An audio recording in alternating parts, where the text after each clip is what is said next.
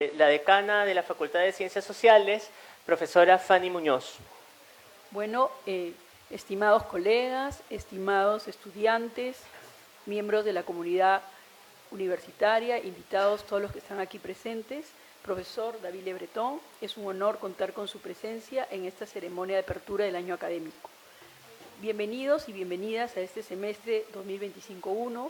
Iniciamos este nuevo año académico con entusiasmo, pero también con plena conciencia de los retos que nos esperan. Estamos en un contexto de la violencia que ya la vemos cotidianamente, se ha incrementado, lo que nos obliga a prestar atención a nuestro cuidado y seguridad. Además, este es un año preelectoral en el que nos prepararemos para elegir a las autoridades que nos gobernarán en los próximos años. Asimismo, somos conscientes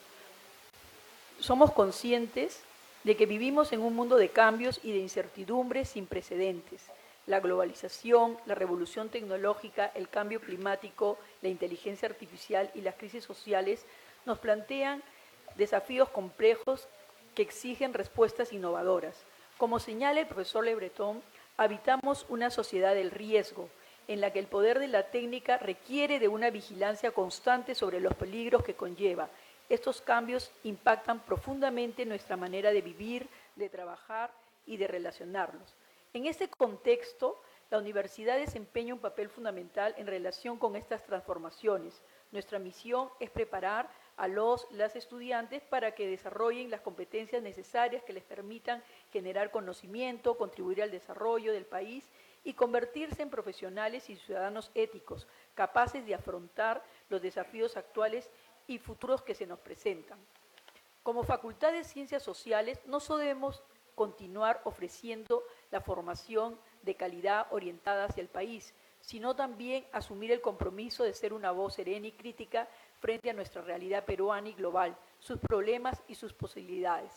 La visita del profesor Le Breton ha sido posible gracias a un concurso desarrollado por la Dirección de Relaciones Internacionales. La facultad postuló a este fondo como parte de nuestro compromiso con ofrecer espacios de reflexión sobre temas contemporáneos. En este caso, el profesor Le Breton, quien es uno, como ya dijo José Luis, es uno de los principales académicos y referentes en posicionar el tema del cuerpo como objeto de estudio de las ciencias sociales, también ha trabajado temas como la adolescencia, las emociones y la transformación de las concepciones del cuerpo, que hoy se percibe con sospecha, y es una materia prima moldeada por las tendencias y modas, como destaca el autor.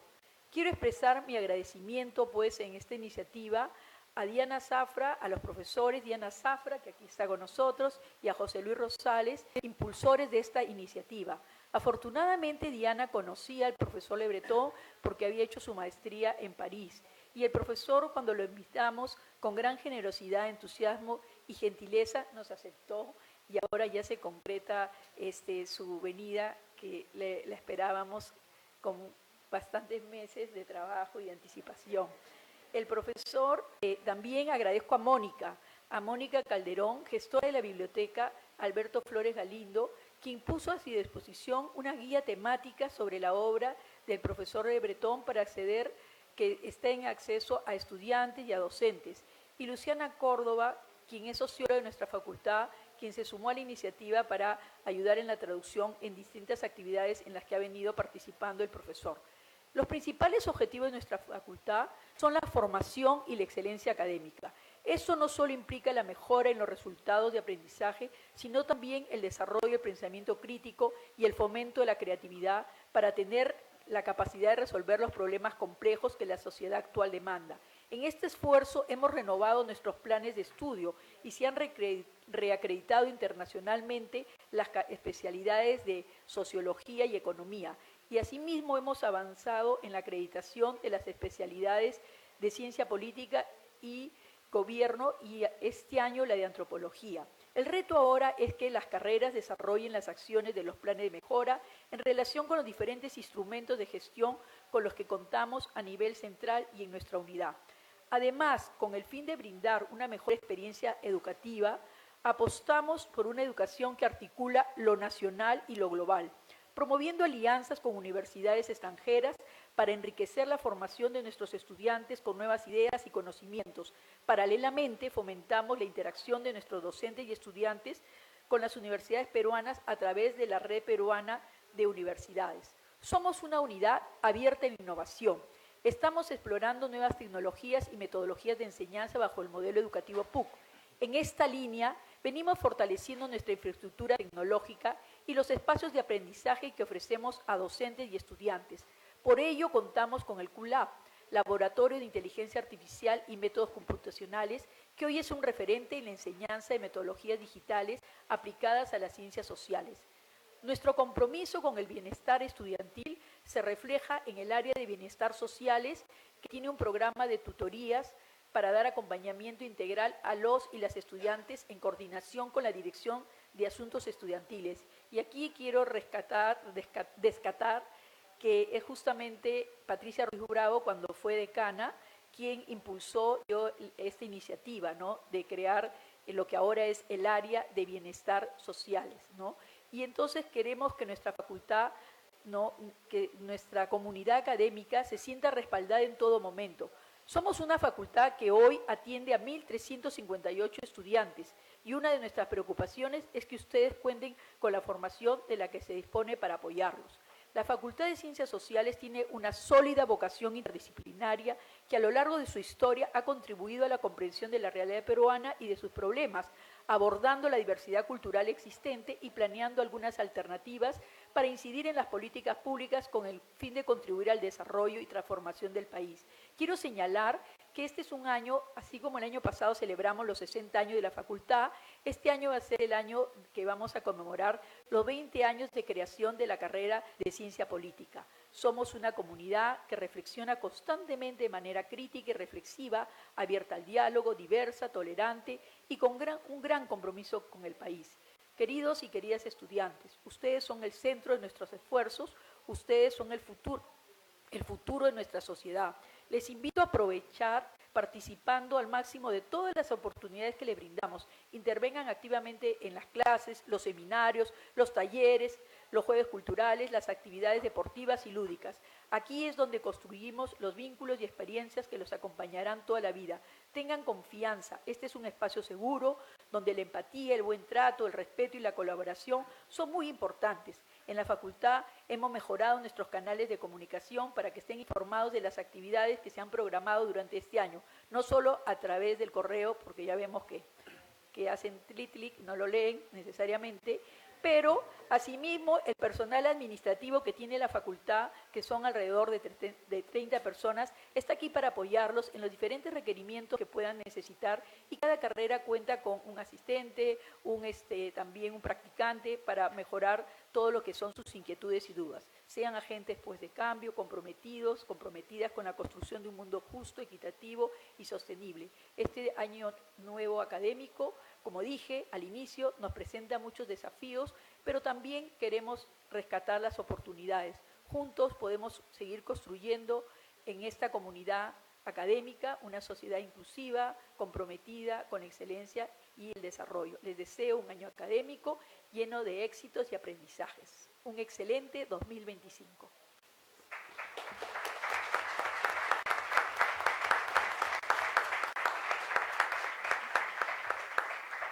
Muchas gracias, Fanny. Ahora vamos a escuchar al profesor Gabriel Rodríguez, jefe del Departamento Académico de Economía. Gracias, José Luis. Buenas tardes, estimadas colegas, autoridades, estimados y estimadas alumnas. Bienvenidos a esta ceremonia de apertura del semestre. Desde el Departamento de Economía les doy la más afectuosa bienvenida y tal vez sea importante mencionar que algunos eventos que tenemos programados para este semestre desde el Departamento de Economía. Uno de ellos es los habituales viernes económicos, que ahora se llaman viernes económicos y financieros, que son no todos los viernes, pero la mayoría de viernes a las 2 de la tarde. Están invitados a asistir, hay diversos temas y la audiencia es amplia. No son documentos académicos como para decir que no son muy interesantes, pero sí los temas son de coyuntura y en general abiertos a todas las especialidades. Luego este ciclo tenemos en julio, tenemos una conferencia pequeña, que es la segunda conferencia que se va a realizar sobre economía del deporte, un campo bastante especial para nosotros los economistas también, y lo que pretendemos es un poco diseminar este tipo de tema o de sujeto en la economía, donde también se puedan hacer y que puedan hacerse algunos trabajos de investigación al respecto. Es un campo acá en Perú bastante muy poco desarrollado, y creo que se pueden hacer bastantes cosas.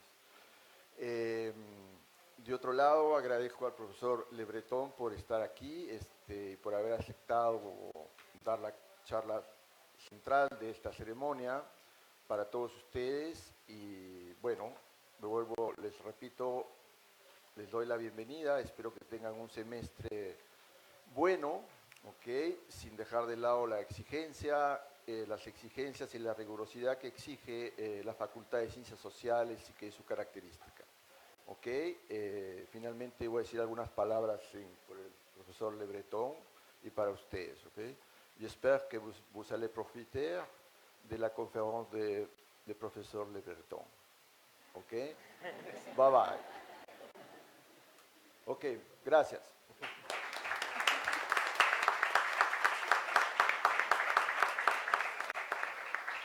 Muchas gracias, Gabriel. Ahora tiene la palabra la profesora Patricia Ruiz Bravo, representante del Departamento Académico de Ciencias Sociales. Buenas tardes.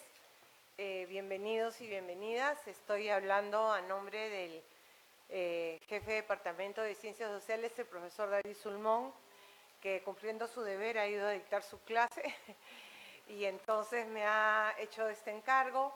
En verdad me siento muy feliz porque uno de los temas que siempre hemos querido trabajar acá en la facultad y en el Departamento de Ciencias Sociales es el tema de las emociones, el cuerpo y las experiencias vinculadas a estos dos temas, ¿no? En los diferentes cursos hemos tratado de introducir estos temas, pero justamente ahora tenemos el honor y el gusto que el profesor Le Breton inaugure el año académico de manera tal de que esta inauguración no solo sea algo protocolar, que siempre es bueno tener ciertos hitos, pero también con una dimensión académica y una dimensión de encuentro en la comunidad. Otra cosa que les quería señalar es, ya que Gabriel ha hecho su propaganda, también hacerles un publicherry que mañana y pasado desde Ciencias Sociales estamos realizando un seminario sobre amor, afectos y violencia en las redes sociales, y en las cuales también están todos invitados y donde vamos a tener también la presencia de una profesora que ha venido de Chile y que trabaja también en Sevilla. Y posteriormente también en el Departamento de Ciencias Sociales estamos trabajando con los jueves de investigación, donde el profesor Daryan va a ser uno de los primeros en presentar los avances de investigación. Entonces los esperamos a todos y a todas para trabajar juntos este año y que sea, por lo menos en lo que concierne a nosotros, un espacio de comunicación y diálogo. Y entonces también quisiera terminar, porque acá Gabriel me ha estimulado.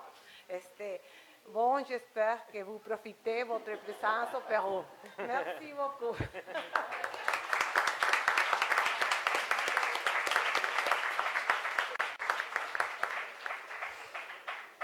Muchas gracias, Patricia. Ahora tiene la palabra la profesora Diana Zafra, quien va a presentar al profesor Le Breton. Gracias, José. Buenas tardes a todos y todas. Es un placer darles la bienvenida a esta conferencia inaugural del año académico 2025-1 de la Facultad de Ciencias Sociales, un espacio en el que esperamos reflexionar y elaborar preguntas que nos inviten a pensar, crear, hacer y proponer a lo largo de este año académico. ¿Por qué pensar el cuerpo? ¿El cuerpo es algo dado, biológico, o es más bien una construcción social y cultural? ¿Cómo influye en nuestras experiencias corporales, en nuestra identidad, en nuestras relaciones y en nuestra manera de ser y estar en el mundo? ¿Qué nos dice el cuerpo sobre el dolor, el placer, la memoria o la resistencia? Plantearse estas interrogantes no es un simple ejercicio teórico, sino una necesidad para poder entender las transformaciones y tensiones que atraviesan nuestras sociedades contemporáneas. Estas son también algunas de las preguntas que aborda el profesor David Le Breton, a quien hoy tenemos el honor de recibir en esta conferencia titulada Cuerpo, Emociones y Experiencias, Itinerarios de la Investigación. El profesor Le Breton es un reconocido y muy destacado antropólogo y sociólogo francés con más de 50 años de trayectoria académica. Le Breton es un pensador central en el mundo contemporáneo. Él ha posicionado el cuerpo y las emociones como objetos de estudio en las ciencias sociales. David Le Breton es profesor emérito de la Universidad de Estrasburgo, es miembro honorario del Instituto Universitario de Francia y titular de la Cátedra de Antropología de los Mundos Contemporáneos en el Instituto de Estudios Avanzados en la Universidad de Estrasburgo. Ha escrito innumerables artículos y más de 30 libros traducidos a diferentes idiomas. Su trabajo ha sido clave tanto en la sociología como en la antropología, dos disciplinas que se entrelazan en su propuesta teórica. De hecho, más que trazar fronteras entre ellas, Le Breton se sitúa en el punto de confluencia, aprovechando las herramientas analíticas de ambas. Su perspectiva de apertura al diálogo con disciplinas como la filosofía, la psicología y las artes, enriquecida por un profundo interés en la literatura, el cine y el arte en general, le ha permitido construir un análisis agudo, accesible y profundamente estimulante, lo cual hace que su trabajo no solamente sea riguroso, sino también comprensible y cercano, permitiendo a distintos públicos repensar el mundo desde una óptica innovadora. Sus investigaciones han marcado un hito en las ciencias sociales, abordando la comprensión de fenómenos como el dolor, el silencio, la identidad juvenil y las prácticas de riesgo. Entre sus obras traducidas al castellano están Antropología del cuerpo y modernidad, Antropología del dolor, Elogio del caminar, El silencio, Desaparecer de sí y La risa. Sus recientes publicaciones, El fin de la conversación y Cicatrices, publicadas el año pasado, aún están en francés, pero esperamos tenerlas en castellano en los próximos meses. Cada una de sus obras nos ofrece un viaje reflexivo y profundo sobre cómo los seres humanos experimentamos nuestra corporeidad, los sentidos que atribuimos a nuestro ser y estar en el mundo, entre otros. Su escritura es amable, cercana, nos toca y nos increpa. Se trata, pues, de un académico prolífico, creativo, audaz, empático y muy comprometido con la humanidad. Dado su gran trabajo, David Le Breton ha sido invitado por diferentes universidades de Colombia, Brasil, México, Argentina, Uruguay y Chile en múltiples ocasiones. De hecho, llega aquí a Perú luego de dar una conferencia en Brasil, y su presencia recurrente en nuestra región es un testimonio de su interés en Latinoamérica y de la pertinencia de su trabajo en nuestros contextos. Ahora tenemos el gran gusto de que esta sea su primera, y esperamos no última, visita al Perú. El impacto de su obra en la comunidad académica de la PUC y del país ha sido muy significativo. En los últimos 10 años, cada vez más estudiantes de ciencias sociales han desarrollado tesis en torno a temáticas que él ha trabajado, explorando los afectos y la corporalidad como claves para comprender los procesos de individualización y socialización y teniéndolo como un gran referente. En relación con un país como el nuestro, donde los cuerpos están atravesados y marcados por desigualdades estructurales, violencias, procesos de resistencia, transformaciones urbanas y tecnológicas, su obra nos brinda herramientas esenciales para pensar estas tensiones y resignificaciones. El profesor Le Breton es muy leído también en especialidades donde el cuerpo tiene el cuerpo como su eje central de trabajo, como lo es la danza y las artes escénicas. Hoy tenemos el privilegio de escucharlo e intercambiar ideas con él sobre su trayectoria como investigador y las preguntas que han guiado su trabajo. Estoy segura de que esta conferencia nos permitirá abrir nuevas discusiones y enriquecerá nuestra propia manera de pensar y comprender el mundo y a nosotros mismos. Agradecemos profundamente al profesor Le Breton por su interés, su generosidad y la calidez con la que ha aceptado esta invitación de la Facultad de Ciencias Sociales de la PUC. Su cercanía y apertura hacen que este encuentro sea una experiencia además de interesante, bonita y gozosa, en la que podemos compartir con un académico y escritor muy humano y comprometido con la construcción de sociedades más plenas, más habitables para las distintas personas que las conforman. Bueno, sin más preámbulos, le doy entonces la palabra al profesor Le Breton. Nuevamente, muchas gracias, querido David, por esta visita y por el tiempo que vienes compartiendo con todas nosotras. Gracias.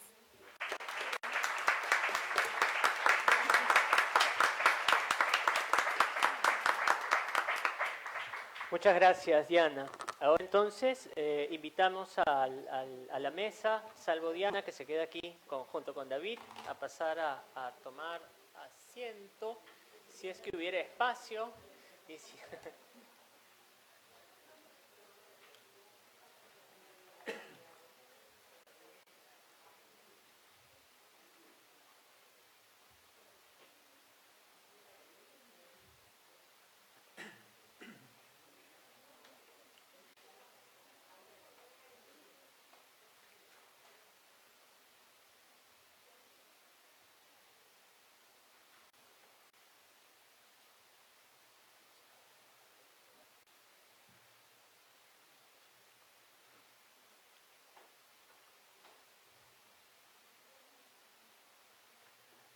Muchas gracias.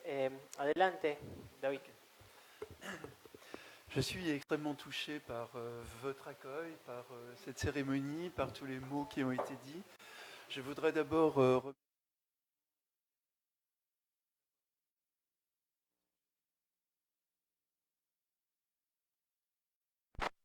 UCP. También estoy muy agradecido por sus cuidados, por la calidad de la organización de mi visita. Gracias infinitamente a José, a Fanny, por su invitación a venir a la PUC. Gracias también a Patricia, gracias a Gabriel, gracias a Constanza también por estar interpretando lo que estoy diciendo. Gracias a todos y a todas, gracias por haber venido a estar un momento conmigo ahora a fin de esta tarde. Con Diana hemos pensado que sería mejor que hable acerca de mi recorrido en vez de hacer una conferencia específica sobre un tema. Entonces les propongo un paseo alrededor de temáticas que he abordado. Estoy en un periodo de mi vida en el que puedo regresar y mirar mi recorrido. Les propongo entonces algunas claves alrededor de mis investigaciones. Primero que nada, soy profesor de Sociología y de Antropología. Para mí no hay diferencia entre Sociología y Antropología. Quisiera recordar que los grandes fundadores de la Sociología en Francia, como por ejemplo Émile Durkheim y Marcel Mauss, han sido también antropólogos. En la obra de Durkheim hay una dimensión sociológica y también una dimensión antropológica, y en Marcel Mauss es incluso más espectacular, porque Mauss nunca ha escrito sobre la sociedad francesa, pero toda su obra tiene que ver con temáticas profundamente antropológicas, como por ejemplo la antropología de las emociones, el don, el contradón, y de vez en cuando Marcel Mauss habla de la sociedad francesa, pero a distancia. Y se podría decir lo mismo, respecto de la sociología alemana, con grandes autores como George Simmel y como Max Weber, por ejemplo. George Simmel ha hecho poca sociología, ha reflexionado sobre Berlín al medio del siglo XXI, y una buena parte de Simmel tiene que ver con la cara, con el retrato, con la coquetería, con la feminidad. Se podría decir también que Max Weber ha trabajado en una antropología de los emprendedores protestantes en el invento del capitalismo. Su trabajo trabaja una antropología y una sociología en el sentido académico, e igualmente sí cruzamos el Atlántico y vamos hacia los Estados Unidos y sobre todo la Escuela de Chicago, vamos a poder decir que los sociólogos de la Escuela de Chicago son muy antropólogos porque al mismo tiempo que eran sociólogos. Y la obra de alguien como Erving Goffman es muy reveladora de la sociología y de la antropología, lo cual hace que las obras de Goffman estén traducidas en el mundo entero, mientras que si hubiera hecho una sociología estricta, su trabajo nunca hubiera atravesado las fronteras de los Estados Unidos. Siempre he estado cerca de los interaccionistas, la gente de la Escuela de Chicago. Eran hombres que querían cambiar algo de la sociedad americana, que querían reducir las injusticias. Eran hombres que eran hijos de pastores, muchas veces eran protestantes, que tenían esta voluntad de interrogar al mundo, de cuestionar al mundo, y para los cuales la sociología no era un militantismo, sino más bien una herramienta que permitía influenciar las relaciones interculturales, porque en esa época Chicago era una ciudad enorme, llena de migrantes que venían de Europa, de México, de todos los países del mundo, con el problema del racismo, también relacionado a la población negra, afroamericana. Entonces, los sociólogos de Chicago trataban de pensar en la ciudad, en la interculturalidad, las jóvenes generaciones, las nuevas generaciones. Hubo, por ejemplo, un libro muy importante sobre las bandas de adolescentes de Chicago, que es una obra increíblemente buena. Entonces son hombres que se interesaban en todos los temas. Yo siempre me sentí muy cercano a esta sociología y de hecho la he enseñado mucho en Estrasburgo a los estudiantes de los primeros años de la carrera. Diría también que hay una dimensión autobiográfica en la mayor parte de nuestras investigaciones. Quizás pudiéramos no hablar de esto, pero es difícil para mí no hacerlo. De hecho, esto tiene que ver también con la afectividad y las emociones. Salvo que nuestra afectividad hace que elijamos como investigadores, como estudiantes, temas de investigación que están muy relacionados como problemas existenciales, que son los nuestros. Y para darles un ejemplo muy rápidamente, yo nunca hubiera escrito sobre la antropología del cuerpo si hubiese sido un chico cómodo con mi vida, cómodo con mi cuerpo. Yo me sentía mal con mi existencia y tuve ganas de interrogar el cuerpo, entender mejor la relación física, sensorial, afectiva que tenemos con el mundo. Para mí era una forma de entender, de buscar mi lugar, porque me costaba mucho encontrar mi lugar cuando yo era estudiante. De hecho, pienso que la sociología me ayudó muchísimo y me dio claves, llaves para poder existir mejor y para sentirme mejor en mi vida. Entonces escribí acerca del cuerpo porque yo no me sentía bien dentro del cuerpo, me sentía, como se dice en francés, mal en mi piel. Esa es una expresión francesa, mal en mi piel. He escrito mucho acerca de las conductas de riesgo de las generaciones jóvenes, los adolescentes que sufrían, porque yo mismo he atravesado conductas de riesgo cuando era más joven, lo cual me llevó no al Perú, pero sí al Brasil, porque yo hablaba un poquito de portugués, no hablaba español, pero para mí era más fácil recorrer el Brasil, pero era una época de ruptura.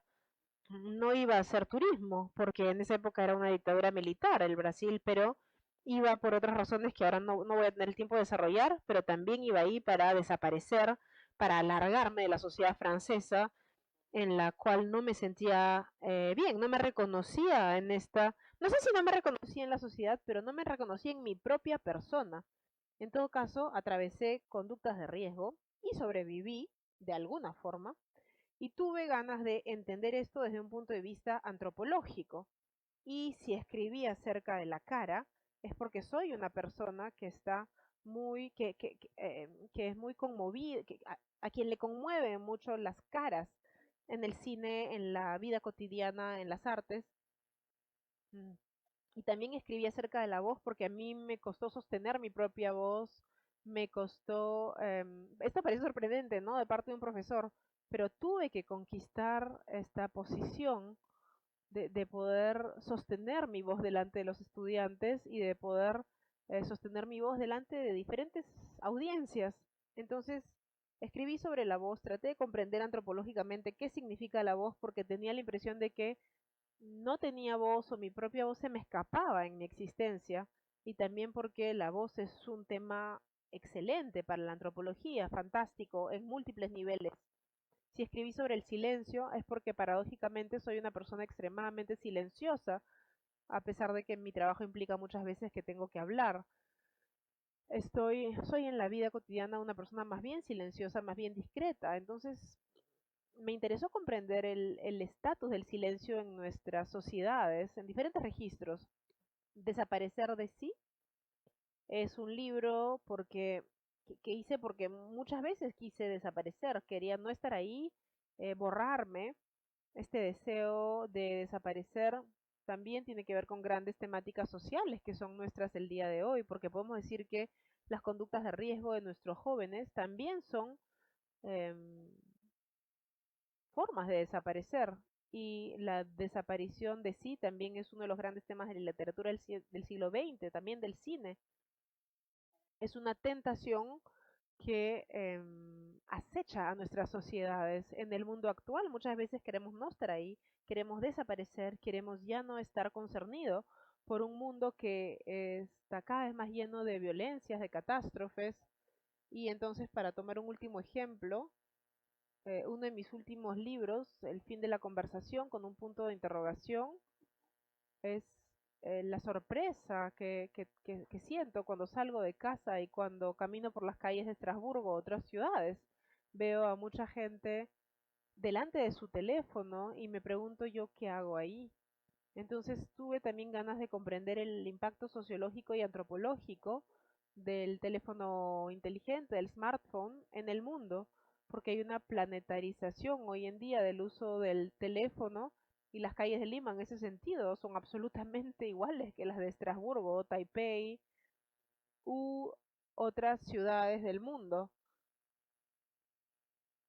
¿Qué pasa cuando una población desaparece detrás de su pantalla? Esta vez no es una desaparición dolorosa, pero es otro tipo de desaparición que cambia completamente el estatus del vínculo social, la relación con los demás, y también tuve ganas de comprender eso. Entonces hay muchos otros temas, no voy a tomarlos uno por uno porque he escrito mucho, pero es importante señalar este aspecto afectivo y autobiográfico de las investigaciones que llevamos a cabo. No empiezo un libro diciendo yo escribo sobre este tema porque me siento mal, no, no es mi forma de hacer las cosas, pero las tesis que elegimos, los libros que escribimos son decisiones autobiográficas, son voluntades de entender mejor el mundo en el que vivimos. Y en ese sentido diría también que todos los libros provienen de una necesidad interior, no de una voluntad académica, no de querer hacer una carrera. La gente tiene una sed de entender cosas que les parecen fascinantes y también completamente extrañas. Uno de los rasgos que también caracteriza mi trabajo es el uso de la literatura. Soy un inmenso lector de novelas y también soy cinéfilo. Miro cada semana varias películas, no necesariamente los blockbusters americanos, que no me interesan desde un punto de vista sociológico. Sin embargo, tengo un gran conocimiento de la historia del cine, que me encanta y que también me ayuda a pensar el mundo. También la pintura, las artes y evidentemente la literatura y el cine son también reveladores sociales y también me ayudan a escribir sobre temas como la cara, el silencio, las cicatrices y muchos escritores han escrito sobre estos temas y cuando los cito en mis libros me dan un contexto social, conocemos los personajes y el escritor describe la sonrisa, la risa, el silencio, las emociones y evidentemente son testimonios increíblemente esenciales de la relación que tenemos con el mundo y también de la multiplicidad de las posibilidades de reaccionar frente a cierto número de situaciones.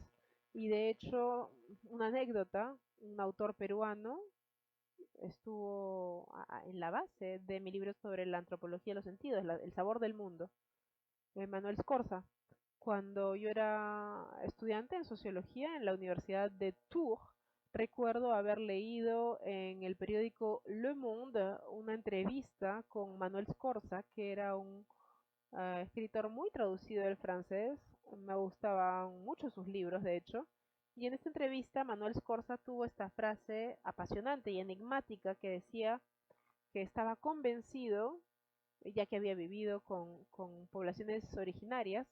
Él decía que los pueblos originarios tenían sentidos adicionales a los que tienen las personas en las grandes metrópolis occidentales. Y había una multiplicidad de sentidos, según él. No tenemos el mismo uso de los sentidos y eso me marcó muchísimo como estudiante en esa época, como doctorante, y de hecho es posible, si yo no hubiese leído esta entrevista de Scorza, quizás no hubiera tenido la idea de trabajar en antropología de los sentidos. En todo caso, tuve la impresión al ver el libro de dialogar con él. Al escribir el libro, tuve la impresión de dialogar con él. Y sé que murió en un accidente aéreo hace poco. Me parecía estar en un diálogo con él. Así como estoy en diálogo con muchos escritores, cineastas, sociólogos que son muy cercanos de Mauss, de Ballandier y de una serie de personas como investigadores. Tenemos una serie de personas adentro de nosotros, una comunidad adentro de nosotras de personas que quizás se han muerto hace mucho y con quienes el debate, la conversación nunca se ha interrumpido. También el hecho de citar muchos escritores, mis libros, de citar muchos cineastas, pintores, tiene que ver con una forma de búsqueda de universalidad. No hacer una sociología franco-francesa que no le interesaría a muchos, además de la gente de Francia, digamos. Yo he tratado de estar más bien en la conducción humana. La antropología viene del griego antropos. Antropos es lo humano y la antropología es el estudio de lo humano, esa forma de solicitar la literatura del mundo y el cine del mundo, y es una forma de lograr un universalismo en la escritura. Creo, de hecho, que es lo que me permite estar con ustedes el día de hoy. He invitado al Perú. Si me hubiese quedado en una sociología muy local, no hubiera podido tener este privilegio de viajar como lo hago desde hace mucho tiempo. Y bueno, sin duda, hay algo que nunca olvido y que un investigador nunca debería olvidar. Siempre me pregunto cuando escribo algo, ¿qué escribiría si fuese una mujer? ¿Qué escribiría si hubiese nacido hace 80 años o hace un siglo? ¿Qué escribiría si naciera en 10 años, en 20 años? ¿Qué diría si hubiera nacido en el altiplano andino? ¿Qué hubiera escrito si hubiese nacido en una familia de ricos estadounidenses? ¿Qué antropología del cuerpo hubiese elaborado desde ese punto de vista? Siempre trato de pensar en esa multiplicidad, en esa diversidad, para tratar de pensar sin etnocentrismo, sin ver al mundo desde un punto de vista demasiado limitado. Algunas palabras sobre la metodología, ya que me imagino que algunos de ustedes se sorprenden al ver los títulos de mis libros, que hay temas muy diferentes. Yo diría que hay tres ejes. En fin, estoy tratando de simplificar, evidentemente. He trabajado mucho sobre objetos, por ejemplo, la cara, las cicatrices, la risa, la sonrisa. ¿Cuál es el significado de la sonrisa en las sociedades humanas? ¿Sonreímos de la misma forma en las diferentes sociedades? ¿La sonrisa solamente tiene que ver con el placer, con la alegría, o tiene otras significaciones? Y allí estoy realmente en un ejercicio realmente antropológico en el sentido clásico del término, en el que interrogo, cuestiono un objeto que me llama la atención, pero al interrogar la historia también uso los trabajos de los historiadores, todos los libros, y de los etnólogos también. Entonces la historia es una forma de mover nuestra mirada, interrogando a los siglos y generaciones anteriores. Por ejemplo, la cara no tiene el mismo sentido en la Edad Media y en el Renacimiento, por ejemplo. Les recuerdo que los primeros retratos llegan en el Renacimiento, en el siglo XV. Antes nunca había habido una preocupación por mostrar la singularidad de una cara. Entonces, esto es muy revelador de la aparición de un individuo muy privilegiado en esa época. Es ahí donde vemos la aparición de la individualidad en sociedades que ya no son sociedades comunitarias o regidas por la iglesia. Aquí vemos la autonomización del individuo. Entonces la historia es capital para mostrar que en cierto punto emergió cierto número de objetos que tomaron una importancia creciente a lo largo de los siglos, como por ejemplo la cara. Al inicio son algunos banqueros, algunos jefes de guerra, quienes son retratados por artistas y luego progresivamente con la pintura flamenca es más las masas y luego llega la fotografía en el siglo XIX y hoy en día el selfie que traduce la hiperindividualización de nuestras sociedades contemporáneas. Entonces, al estudiar la cara, tienen una especie de revelador increíble de las transformaciones que han atravesado nuestras sociedades en los últimos siglos. Y la etnología, por supuesto, es esencial para ver cómo sociedades tradicionales, que muchas veces ya no existen, desafortunadamente, bueno, cómo las sociedades tradicionales han pensado la cara, la muerte, el humor. Esto los etnólogos nos enseñan mucho acerca de la pluralidad de la condición humana.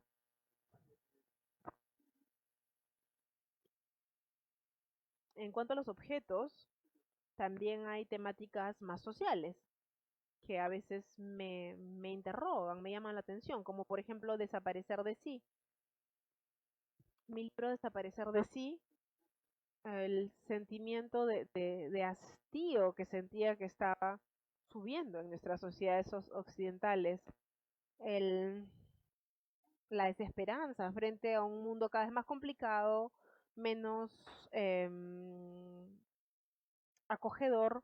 Veía mucha gente alrededor mío que me decía cuánto les hubiera gustado ya no estar ahí, cómo les hubiera gustado desaparecer de los radares, como se dice a veces en francés, ya no estar concernidos, ya no tener todas esas responsabilidades aplastantes que son nuestras en el mundo de hoy.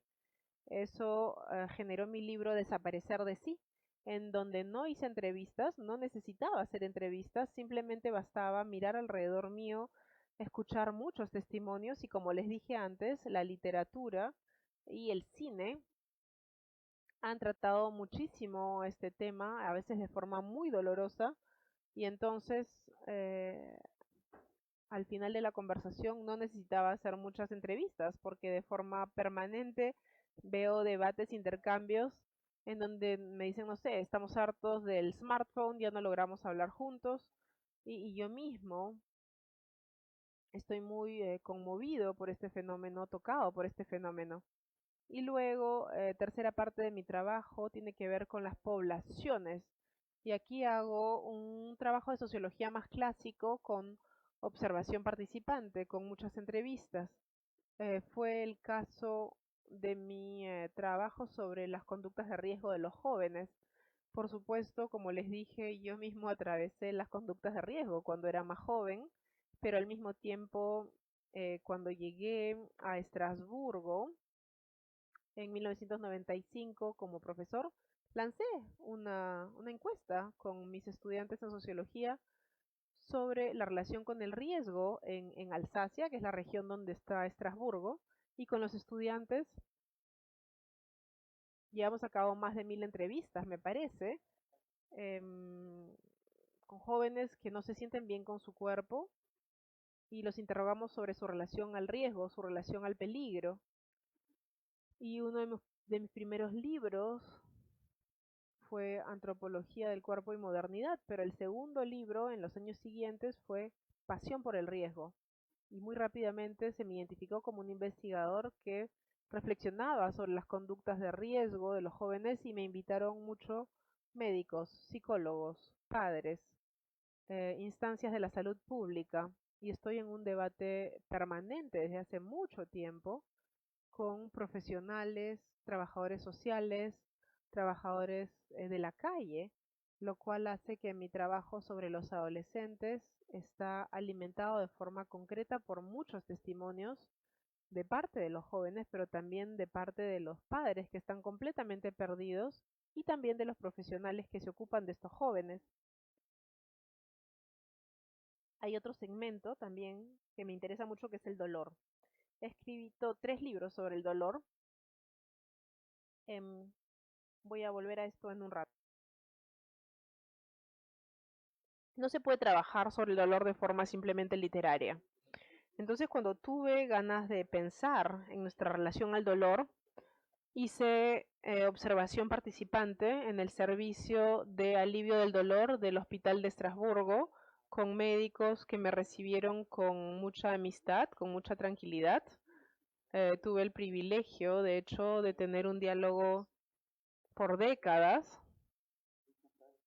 Bueno, el tiempo pasa, terrible, pero mi libro Antropología del Pueblo, del Cuerpo, en su primera edición, 95, bueno, en esa época hubo grandes reformas. En Francia, el sistema público empezó a cubrir el dolor y Bernard Kouchner empezó a modificar los estudios de medicina. Antes estos estudios no se interesaban por el dolor. Esto les debe parecer alucinante, pero antes los médicos no se interesaban por el dolor, no había especialidad sobre el dolor. Y a la mitad de los años 90, en Francia, por primera vez, se empezó a enseñar alrededor del dolor. Hubo una formación médica continua que permitió capacitar a muchos médicos generales y otros profesionales para acompañar a las personas con dolor. Entonces nunca tuve problema para trabajar con médicos alrededor del dolor en Estrasburgo. El departamento del dolor siempre me fue abierto con médicos humanistas, grandes humanistas, que trataban de aliviar los pacientes y que entendían que las ciencias sociales tenían muchas cosas que enseñarles sobre las diferentes relaciones que tienen los pacientes con el dolor. Escribí varios libros sobre el dolor y el último era sobre el dolor crónico, cómo vivir con un dolor que está allí permanentemente, un dolor persistente que nunca se va y que puede ser un dolor completamente aplastante que impide vivir, que impide sostener a su hijo, que impide caminar en la calle. Y allí entrevisté a muchas personas con dolencias crónicas. Tengo mi libro que se llama Resistir, sobre el dolor crónico. Son 150 entrevistas con personas que tienen dolor crónico, a veces personas destruidas por el dolor, otras menos. En mi trabajo he mezclado un enfoque clásico de la sociología con momentos en los que me tomaba más libertad con mi objeto y trataba más bien de reflexionar con la literatura, reflexionar con el cine, reflexionar con mis observaciones personales, como por ejemplo el trabajo que he podido hacer sobre la cara, la voz, etc. Voy a decirles algunas palabras alrededor del cuerpo. Voy a decirles algunas palabras sobre algunas de mis investigaciones, pero por supuesto no todas porque no tenemos tiempo. Quizás sobre el cuerpo primero, porque sin duda la palabra cuerpo es lo que más aparece cuando me presentan en público. Cuando yo era estudiante, en los primeros años de mi investigación, y era mi libro Antropología del Cuerpo y Modernidad, quise comprender la pluralidad de las interpretaciones del cuerpo en las sociedades humanas. empezando con la idea de que la noción de cuerpo no es universal en absoluto. Hay sociedades en las que la palabra cuerpo no existe, no hay dualidad entre el cuerpo por un lado y la persona por otro lado. Esto es una noción muy occidental, una noción que proviene de la Biblia, para empezar, donde vemos una oposición entre el alma y el cuerpo. La Biblia hebraica no es nada dualista, es la traducción griega de la Biblia que introduce esta dualidad que atraviesa nuestras sociedades con el cristianismo. La oposición entre el alma y el cuerpo nace de hecho con mucha ambigüedad que ahorita no voy a poder comentar o desarrollar, pero esta noción de cuerpo que nos parece tan evidente el día de hoy no es compartida en absoluto por el resto del mundo. Hay muchas sociedades que no se reconocen en esto.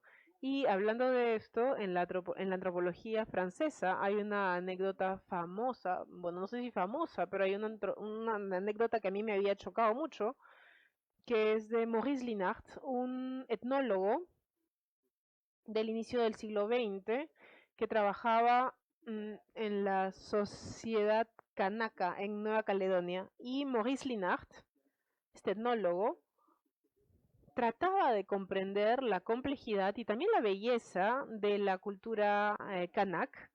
Y en un punto él se interrogó sobre la presencia de Francia en pleno corazón del Pacífico, esta forma de colonización, entre comillas. ¿Qué hacían los franceses en Nueva Caledonia? Y Maurice Linhart le pregunta a un viejito kanak y le dice: nosotros, los franceses, ¿qué les hemos traído, aportado? Pregunta delicada, y después de un largo momento el viejito le responde: lo que ustedes nos han traído es el cuerpo. El cuerpo. La respuesta alucinante. ¿Cómo así? ¿Cómo así les hemos traído el cuerpo? ¿Ustedes no tenían cuerpo antes? No, no. Evidentemente en la sociedad kanak la noción de cuerpo no existe. Se habla más bien de la carne de la persona, y la carne de la persona es nombrada a partir de elementos vegetales, de los crustáceos, de los animales, etc. Los kanaks ignoran el interior del cuerpo, nunca abren el cuerpo. Para ellos el cuerpo para en la piel. Entonces los kanak nombraban la carne de forma cósmica, como en muchas sociedades amerindias, dicho sea de paso, en donde hablamos más del cosmos que de otra cosa, como si el cuerpo fuese, como si la carne fuese un eco del cosmos finalmente. Y además hay muchas otras metáforas que también encontramos en otras sociedades tradicionales. Por ejemplo, cuando un niño nace, se entierra la placenta y se planta un árbol. Y el árbol va a crecer al mismo tiempo que crece el niño, que se vuelve hombre o mujer. Cuando vemos un bosque en Nueva Caledonia, en África o en otras regiones del mundo,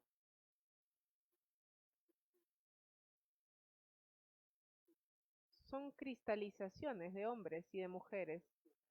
Finalmente el bosque está poblada de almas, entre comillas. Ya se imaginan la violencia que significa para ellos cortar los bosques para construir autopistas. En la sociedad kanak, cada hombre, cada mujer sabe dónde está el árbol de su madre, de su padre, etc. Entonces hay una especie de vínculo entre la carne y el mundo que hace que los kanaks no tienen la dualidad que tenemos en la sociedad occidental. Entonces, ¿qué es lo que hace que los kanak hablen de cuerpo? Es el proceso de individualización que van a vivir estos hombres o mujeres que van a ser asalariados en empresas francesas o que van a trabajar con franceses. Ellos se desprenden de su comunidad y se vuelven más individuos en el sentido sociológico del término, es decir, personas que se desprenden de la comunidad y que viven su aventura singular. A partir del momento en el que se vuelven individuos, la piel, el cuerpo, se vuelve una especie de frontera, la frontera de cada uno. En esta sala, su cuerpo, para cada uno de ustedes, es su frontera. Los demás no tienen derecho de tocarlo sin su autorización, ¿correcto? El cuerpo se refiere a un proceso de individualización. Solamente hay conciencia del cuerpo si es que hay conciencia de sí como individuo. Y abandonamos lo comunitario para volvernos un yo. Entonces, cuando el anciano Kanak le responde a Maurice Linard, tiene en mente, por supuesto, hay una cultura Kanak tradicional hasta el día de hoy, incluso un siglo después de que Maurice Linard haya estado por allá. Pero muchos Kanak también se han transformado completamente, se han individualizado o francesizado, y para ellos, por supuesto, el cuerpo es algo concreto, tangible, etc.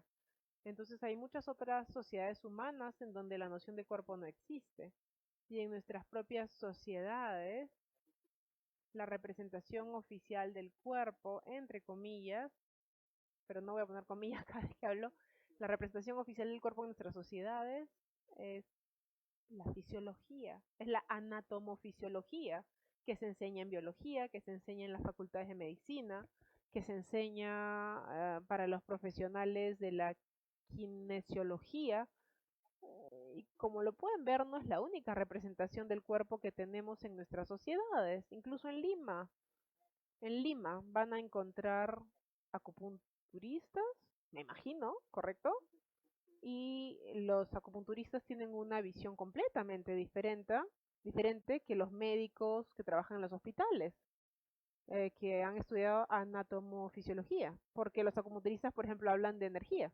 También tienen homeópatas, ¿correcto?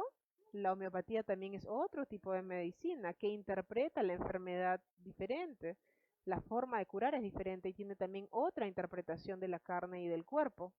Después está la medicina ayurvédica, etcétera, etcétera. También tienen a los curanderos. Y en la Amazonía tienen también otras teorías, las teorías de los chamanes, que no tienen absolutamente nada que ver con la anatomofisiología. Entonces, incluso en una sociedad como la sociedad peruana, hay una representación oficial, se podría decir, del cuerpo, que es la anatomofisiología, pero hay muchas otras que circulan en paralelo. De hecho, el yoga, me está olvidando el yoga, las artes marciales, como en Japón, se hacen artes marciales realmente en el espíritu japonés, tienen otra representación del cuerpo, con el kai, con la energía. El yoga, la India, tiene una representación que no tiene absolutamente ninguna relación con la anatomofisiología que se enseña en las facultades de medicina, y así pueden pasearse por mucho tiempo en una multiplicidad de representaciones del cuerpo en nuestras sociedades. He trabajado mucho también en el invento del cuerpo en nuestras sociedades. ¿Qué es lo que hace que en nuestras sociedades empezamos a hablar del cuerpo de repente? Como les dije, esto empezó con el cristianismo, con la traducción griega de la Biblia hebraica, que introdujo elementos de dualidad que no estaban presentes originalmente. En la tradición judía no hay dualismo. Para decirles hasta qué punto la noción de cuerpo es abstracta. Yo los veo en esta sala, ustedes me ven en esta sala. Yo veo personas ante mí, no veo cuerpos, veo personas. No somos cuerpos ambulantes, nuestros cuerpos no se pasean solos. Somos personas y somos personas encarnadas. Pero si digo el cuerpo, aíslo de sus personas un segmento de lo que ustedes son. Un segmento de lo que ustedes son. Esta representación va a aparecer en la tradición cristiana, pero de forma muy polémica. No tengo tiempo de desarrollar esto porque hay parte de la iglesia que despreciaba mucho el cuerpo, era muy dolorista, y también hay otra representación Hay otro valor dado al cuerpo en la tradición cristiana que es mucho más cálida, mucho más feliz, más cercana al Cristo, más cercana al Cristo y a la encarnación del Cristo. Muy diferente de, por ejemplo, San Agustín, que desprecia el cuerpo y sobre todo el cuerpo de las mujeres, porque esto es otro eje de nuestra visión social. En nuestra sociedad las mujeres son más cuerpo que los hombres, una representación muy molesta. San Agustín decía sobre el cuerpo de las mujeres y el cuerpo de los niños, cuando San Agustín veía a un niño tomar teta, le parecía repulsivo. Esto es una ambivalencia de la tradición cristiana respecto del cuerpo. Para mí lo que va a hacer emerger la noción de cuerpo en la sociedad es la historia de la anatomía, fundamentalmente la historia de la anatomía. Les recuerdo que durante mucho tiempo la apertura del cuerpo es algo absolutamente prohibido, ya que era una forma de destrucción de la creación divina. De hecho, Dios había creado el cuerpo y no se podía abrir el cuerpo para ver qué cosa había dentro del cuerpo.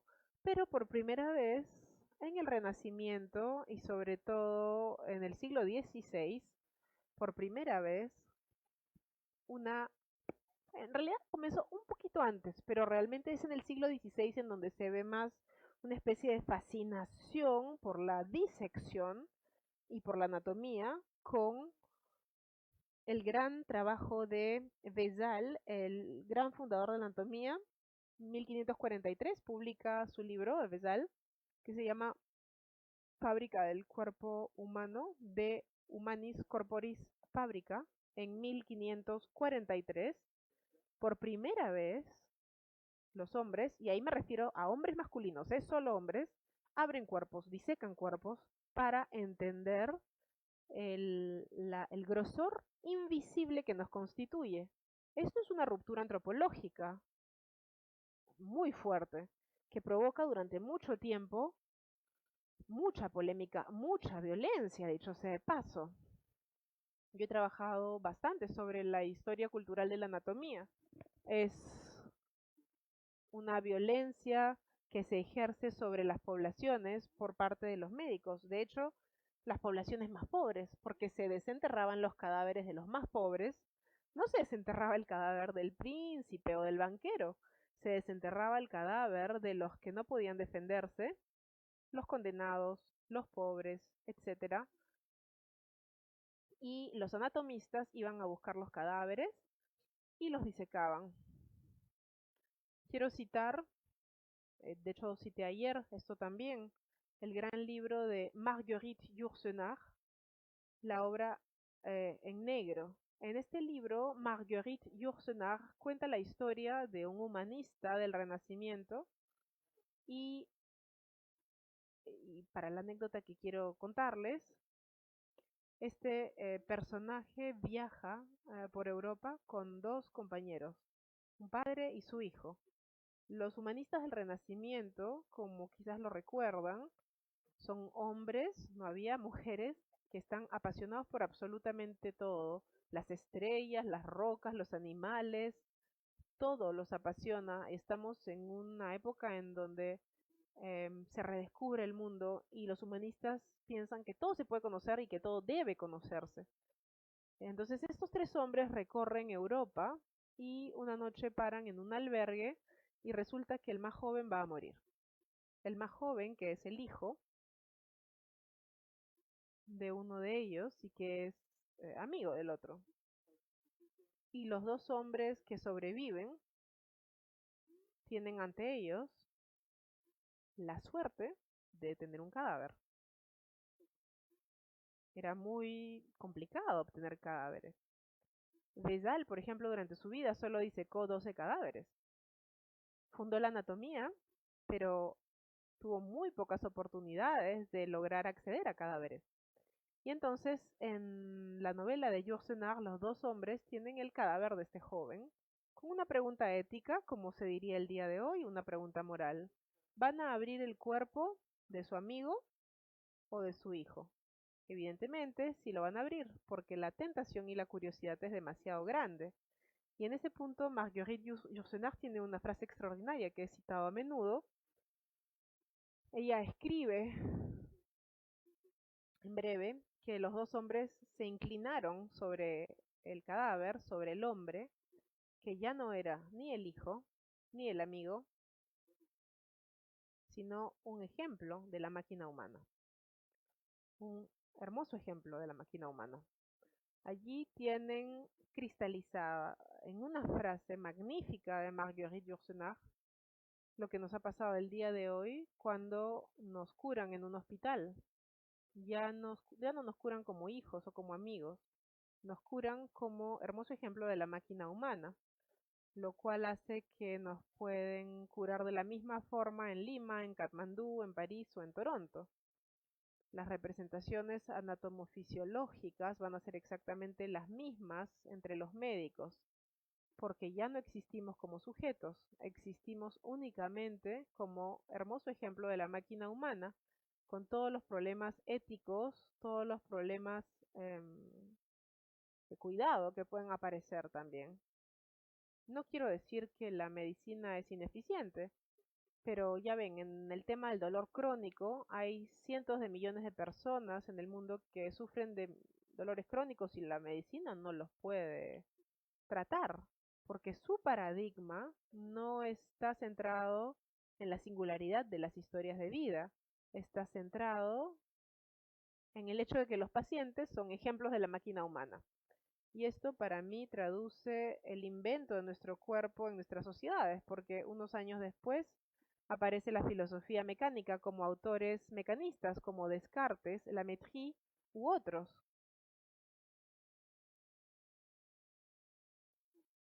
No estoy tratando de decir que esto es la culpa de Descartes, simplemente los filósofos expresan ideas que están presentes en la sociedad en su época y la filosofía mecanista expresada por Descartes traduce el hecho que nuestro cuerpo es diferente de nuestra persona. Nuestro cuerpo es un mecanismo y esta idea va a ser desarrollada a lo largo de los siglos y hoy en día somos los herederos de esto. Veo que el tiempo está pasando y me han dicho que tengo que tener tiempo de diálogo, así que voy a decir unas palabritas más, ¿sí?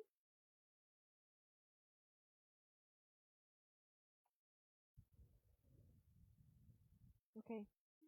Entonces, hay que decir que el estatus del cuerpo ha cambiado a lo largo de los años 90 en las sociedades europeas y norteamericanas, sobre todo en las europeas. Los años 90 marcan el final de las culturas de clase.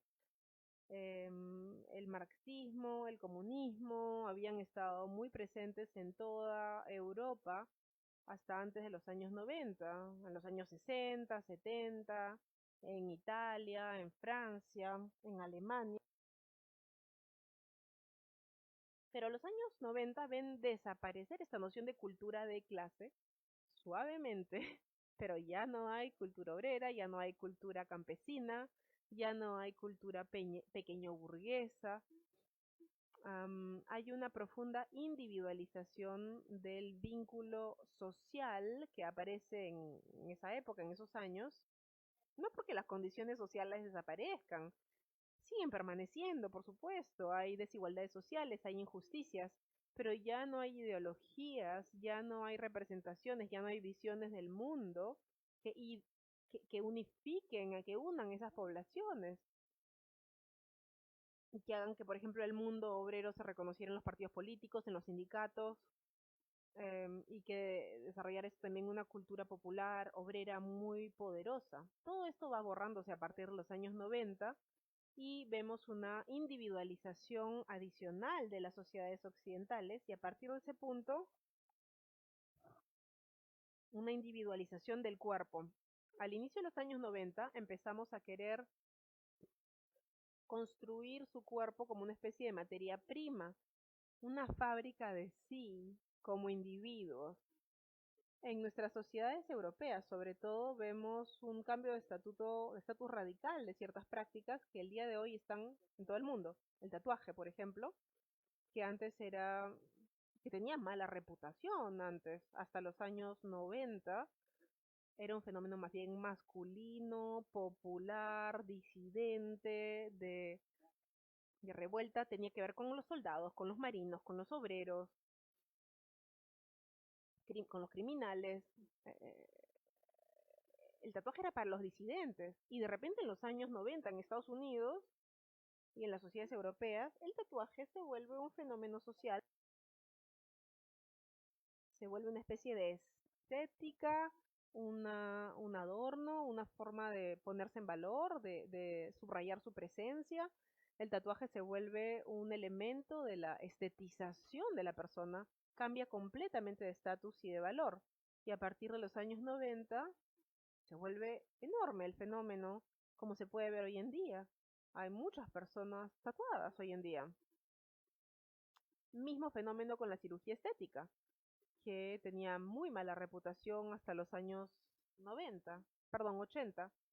Se percibía como una cirugía que tenía que ver con las mujeres acomplejadas, con cirujanos que eran personas muy, entre comillas, malévolas, que ganaban mucho dinero usando los complejos de las mujeres. Desde el inicio de los años 90, no, la cirugía estética se banaliza, se vuelve un elemento ordinario de la fábrica de sí, del lado de las mujeres. Y de hecho, una vez en México estaba viendo una pareja que estaba mirando una revista y se veía, estas son las operaciones que pueden hacer en el invierno para estar muy bellos en la playa en verano. Este es el costo de cada una de las operaciones disponibles. Estos son los mejores cirujanos para cada tema. Estos son los tiempos de cicatrización. Y hoy en día en todas las revistas femeninas tienen ese tipo de publicidad de cierta forma. Y hoy en día los cirujanos estéticos son reconocidos, valorados por los medios, etcétera. También se cambia mucho el fisicoculturismo. Antes de los años 90, el fisicoculturismo era percibido como una práctica de hombres no muy inteligentes, que trataban de ponerse en valor con los músculos porque no tenían nada en la cabeza. Pero desde los años 90 esto cambia, porque el fisicoculturismo se valoriza cada vez más. Por supuesto, con el cine americano, Schwarzenegger, Stallone, el hecho de que muchos actores americanos que al inicio de su carrera eran muy flacos se vuelven de repente atletas. Y entonces el fisicoculturismo se amplifica y se vuelve una actividad valorada. También están las dietas, no las dietas para la medicina, las dietas para ser flacos, esbeltos. Esto no existe tanto antes. Empieza a subir en los años 80 y en los años 90 se vuelve una forma de manipular el cuerpo, la presencia del cuerpo. Y en los años 90 también está la emergencia de una mercantilización de los cosméticos que van a invadir el mundo, Nivea, L'Oreal, etcétera. Son marcas que van a proponer productos no muy caros o de muy alta calidad y muy caros según las categorías sociales. Estoy yendo muy rápido, pero a partir de los años 90 los talleres de transformación del cuerpo se multiplican a una velocidad increíble y el cuerpo se ha vuelto un objeto de consumo absolutamente considerable y genera muchos beneficios, muchas ganancias. Voy a tener que parar ahí, no he podido hablar de las conductas de riesgo ni de la relación al dolor, pero vamos a dialogar juntos durante el tiempo que nos queda juntos. Muchas gracias por su paciencia, muchas gracias por su escucha, gracias.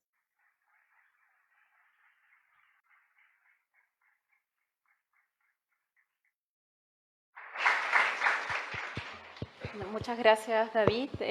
Y bueno, este es el momento, un espacio que quisiéramos poder aprovechar de preguntas e intercambio con ustedes. Entonces, aquí están las personas también encargadas de poder distribuir los micros. Y la idea sería que levanten la mano y puedan plantear su pregunta para empezar un diálogo, ¿no?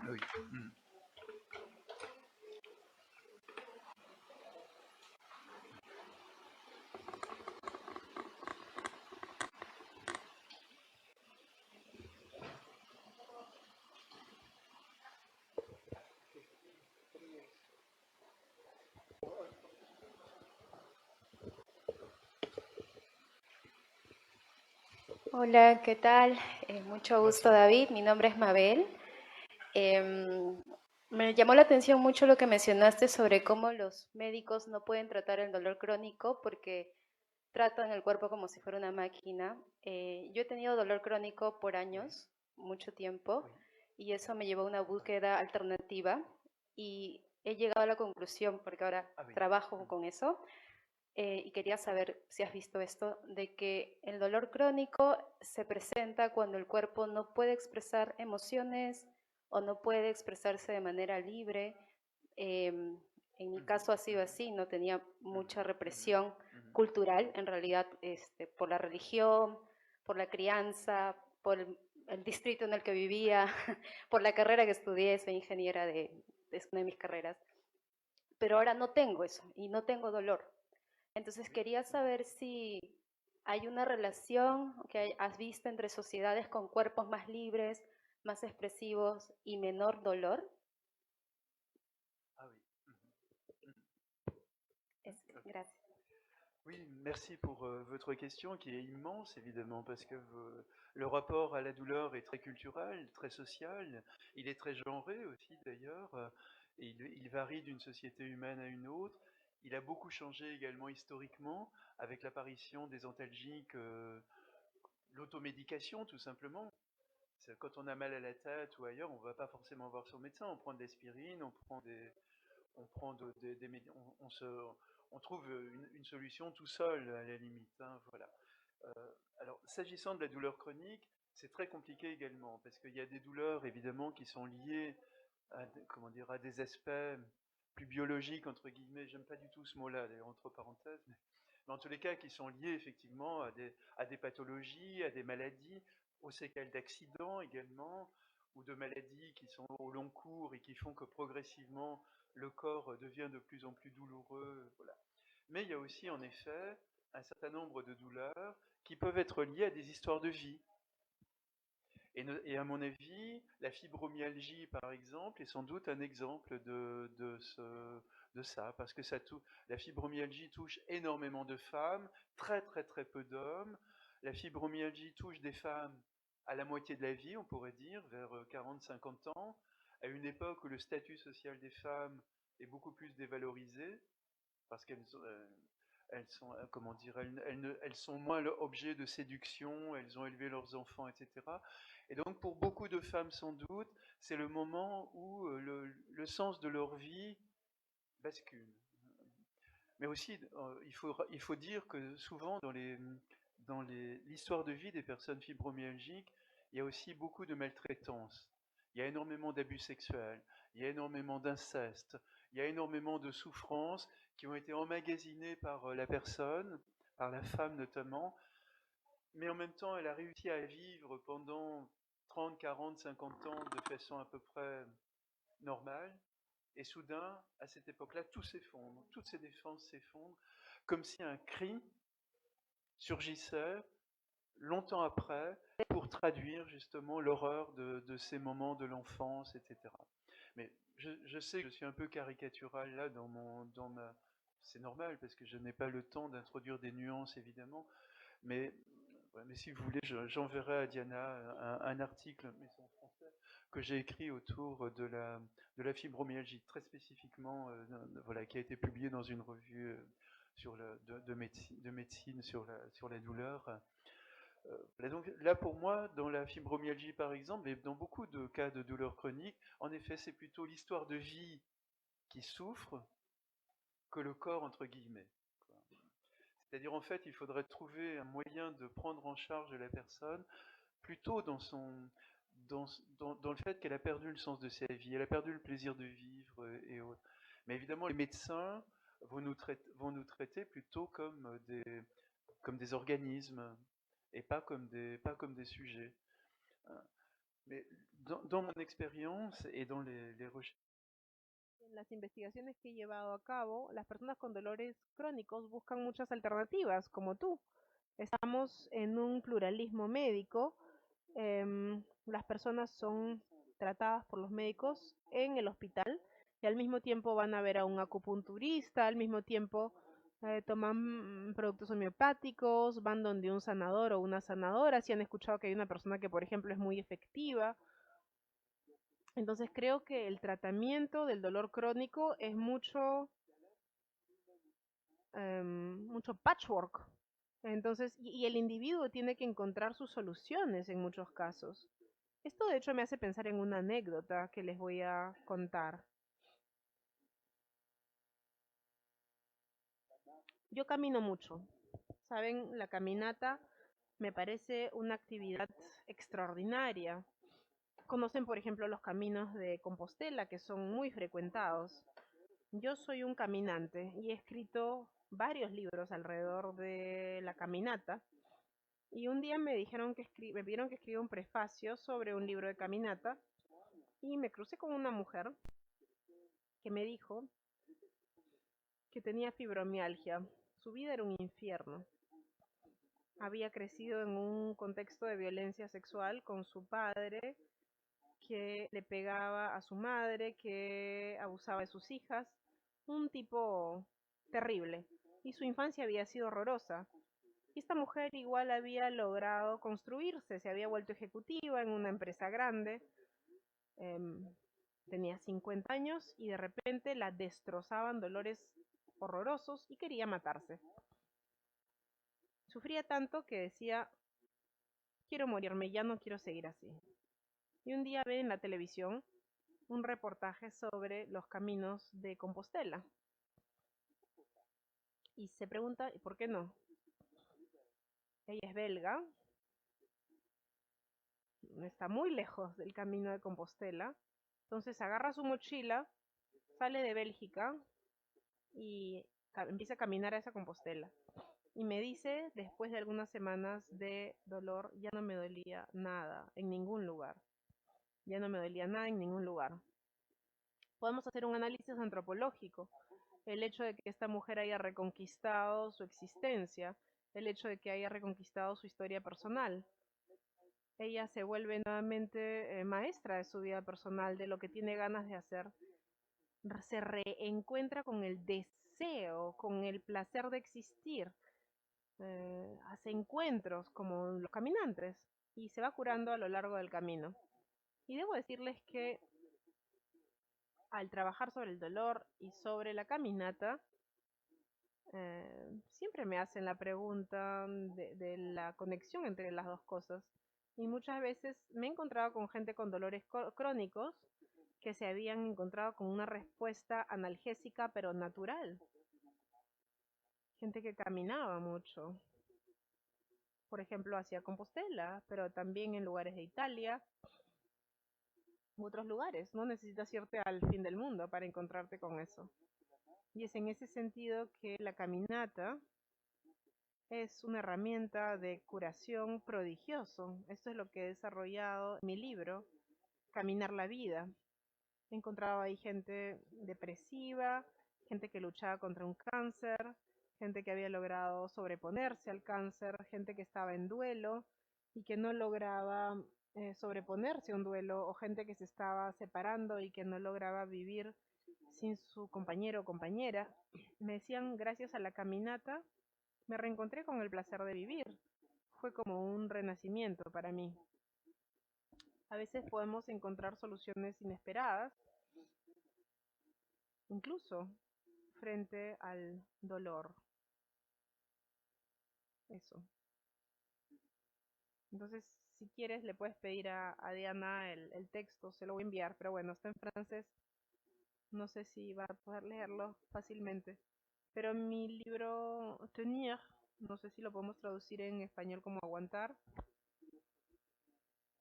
El subtítulo es Dolor crónico y reinvento de sí.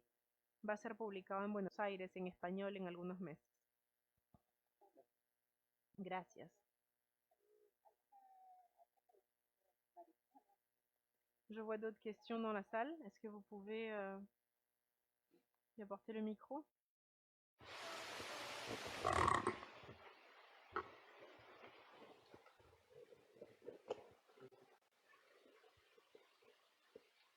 Oui.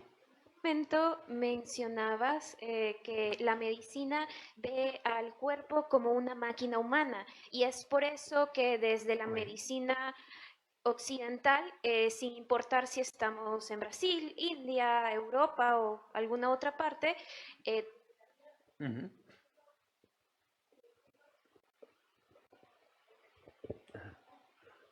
Ouais.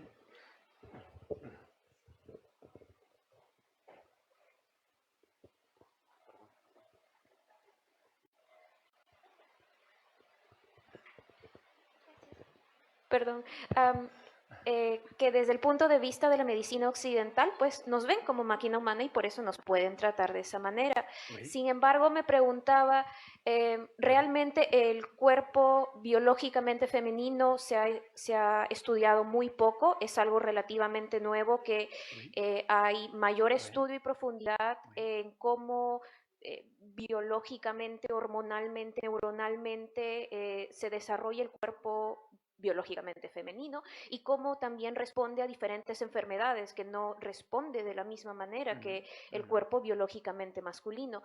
Y me preguntaba si es que entonces desde la medicina occidental más se ha estudiado el cuerpo biológicamente masculino, eso quiere decir que el cuerpo masculino, biológicamente masculino, es visto como máquina humana y entonces el cuerpo biológicamente femenino, ¿cómo es visto?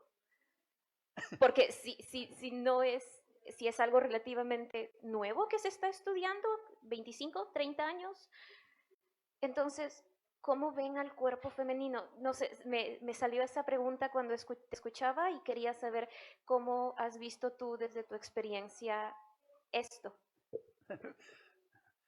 Oui, effectivement, vous avez complètement raison. Finalement, toute l'histoire de la médecine, ça a été... Toda la historia de la medicina ha sido la historia de hombres masculinos que trataban de mirar y de comprender los fenómenos biológicos. La aparición de mujeres médicas es reciente en nuestras sociedades, mujeres investigadoras. Son personas que son muy conocidas, como Marie Curie en Francia, por ejemplo, porque era tan poco frecuente tener a grandes investigadores al inicio del siglo XX. Hoy en día no, es mucho más corriente, pero tienes razón, hay un retraso respecto de la asistencia a las mujeres en el mundo médico y esto se volvió evidente. Endometriosis. Está buscando la palabra endometriosis y no la encuentra. Entonces, los estudios sobre la menstruación son muy recientes y sobre todo en sociología. Esto ha aparecido hace 20 años, cuando en realidad hace millones de años que las mujeres tienen menstruaciones. Pero se ha necesitado todo este tiempo para que los sociólogos se interesen en la menstruación y de hecho los que se han interesado por la menstruación son mujeres sociólogas. Una de mis doctorantes trabajó sobre las mujeres que viven en la calle y hablaba de cómo las menstruaciones son muy complicadas de gestionar para las mujeres que no tienen domicilio, que deben crearse cosas al momento de su regla, tienen miedo de parecer sucias y ahí se imaginan todos los problemas que pueden aparecer.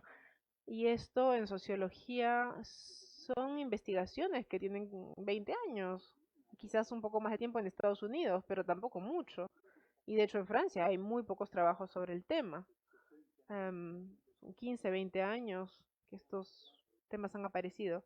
Y en términos de medicina, se habla cada vez más de este fenómeno de las reglas dolorosas. El señor se está tratando de recordar la palabra endometriosis. ¿Alguien le puede decir la palabra endometriosis? Está buscando la palabra. Endometriosis. Ahí está, gracias. Endometriosis. Endometriosis. Tengo muchas cosas en mi cabeza, no me entran más.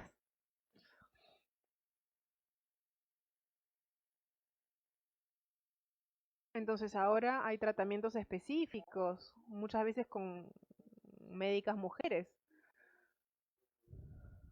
Muchas veces las mujeres se sienten más cómodas con otras médicas, pero tienes razón, esto tiene muy poco tiempo. Varias más. Adelante, no.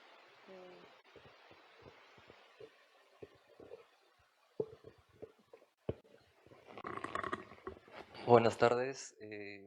Bonsoir. Basta decir que no hablo mucho francés. Je commencé comme ça à parler français. Así que no he escuchado la traducción simultánea. Sin embargo, me parece su obra una muy interesante. Yo estoy actualmente estoy en el programa de maestría con antropología mención en salud.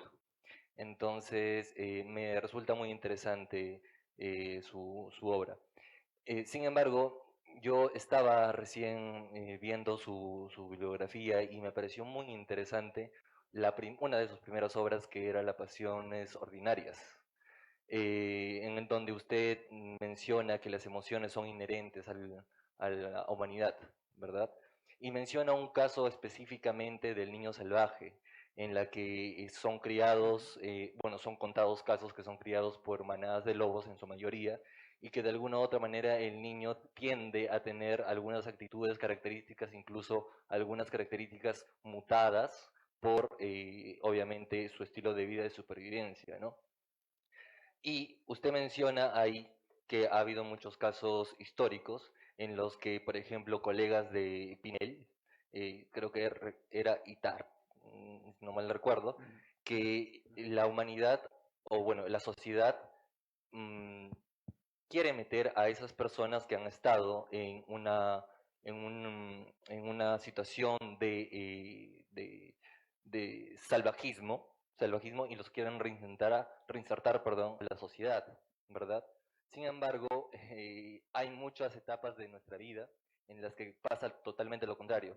Un punto muy conciso sería, por ejemplo, los pacientes geriátricos, que se los mandan a facilidades que, en vez de atraer o reinsertarlos a nuestra sociedad para que mantengan de alguna otra manera una comunidad simbólica, porque tendemos a compartir algunos símbolos, algunas costumbres, más bien se los recluye en centros que no necesariamente es la comunidad en sí misma. Entonces, y no solo con ellos, están pacientes psiquiátricos, en fin. Me resulta muy interesante esa dicotomía, ¿no? Y le quería preguntar de algún otro modo, ¿a qué conclusión usted ha llegado? ¿Por qué se da ese tipo de casos especiales en los que de alguna u otra manera se los aleja de la comunidad, que se manejan los mismos símbolos, ¿no? Algo así. Gracias. Merci beaucoup. Merci. Alors, oui, donc vous évoquez la question des enfants sauvages, entre guillemets, évidemment. De los niños salvajes entre comillas. Recuerden la película de François Truffaut, que cuenta la historia de Victor de la Véron, que fue adoptado por Pinel y por Jean Itard, que fue uno de los primeros pedagogos que comprendió que el niño salvaje no era un idiota congénico, como pensaba Pinel, que tenía una visión muy psiquiátrica de este niño. Jean Itard pensaba que era un niño que tenía un retraso educativo. Entonces toda la obra de Itard fue tratar de socializar a este niño. Itard no pudo hacerlo, pero ahora no tengo tiempo para desarrollar todo esto. Pero François Truffaut hizo una película interesante sobre esta historia. La pregunta de la geriatría. Esto tiene que ver un poco con la obra de Michel Foucault, El encierro de los locos, el encierro de los viejos. Estamos en una sociedad de desempeño, de eficacia, de juventud también, una sociedad, lo que llamamos el edadismo, de hecho es una nueva palabra en el idioma. Hay una discriminación cada vez más hacia las personas mayores, hacia los ancianos. Yo lo estoy observando en Francia. Son como personas que ya cumplieron con su tiempo, así que ahora vamos a encerrarlos. Nos sobran en la vida corriente. No caminan rápido. No salen de su casa. Hay que hacerle sus compras. Hay que visitarlas para que no tengan problemas. Esto traduce una sociedad de desempeño. Una sociedad muy capitalista en el fondo, de cierta forma. En donde para existir tienes que ser joven, tienes que tener buena salud, tienes que tener un trabajo. Habría muchas otras cosas que decir sobre las personas ancianas, pero voy a parar aquí porque tengo un tiempo limitado, pero efectivamente son marginalizadas.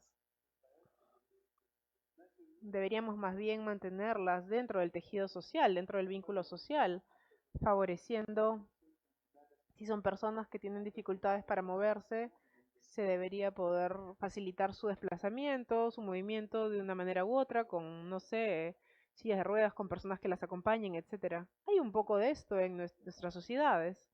No hay un desprecio absoluto de las personas mayores, pero igual no es fácil envejecer en nuestras sociedades. Gracias.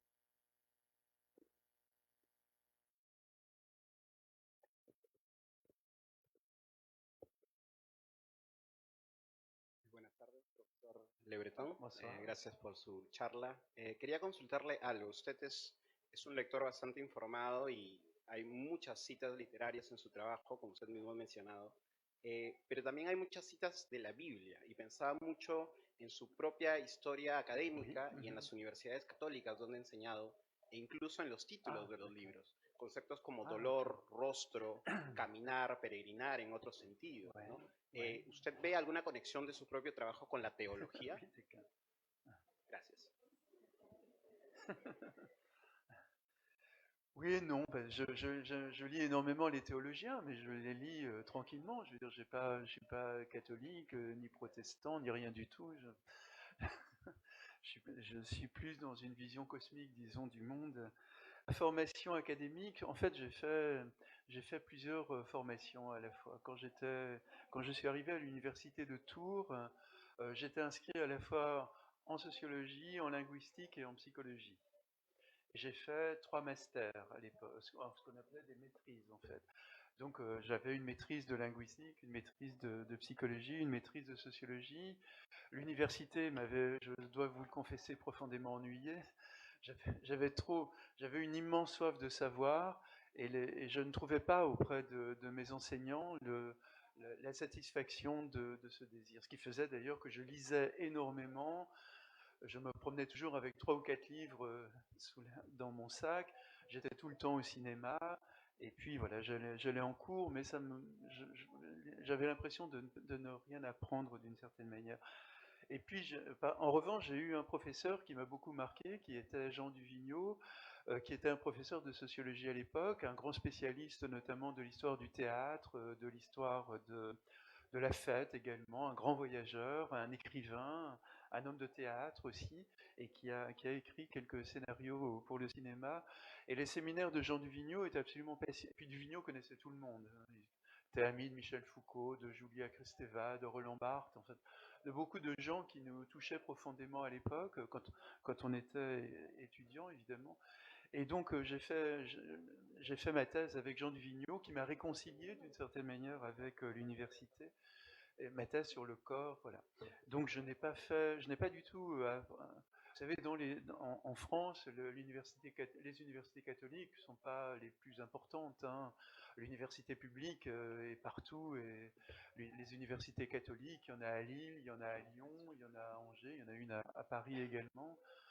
Mais curieusement, par contre, j'ai fait ma première thèse de sociologie à Tours, dans l'université publique, mais après, j'ai voulu terminer quand même mes études de psychologie, en pensant que de toute façon, je ne serais jamais psychologue, parce que je n'aurais pas la patience, et puis j'aime trop voyager, et puis je me serais senti trop responsable de mes patients.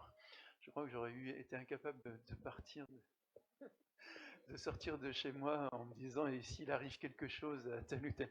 Voilà, mais en même temps, la psychologie, la psychanalyse particulièrement me passionnait, et donc j'ai fait ce qu'on appelle un DESS, c'est-à-dire un diplôme professionnalisant de psychologie clinique à l'Université catholique d'Angers.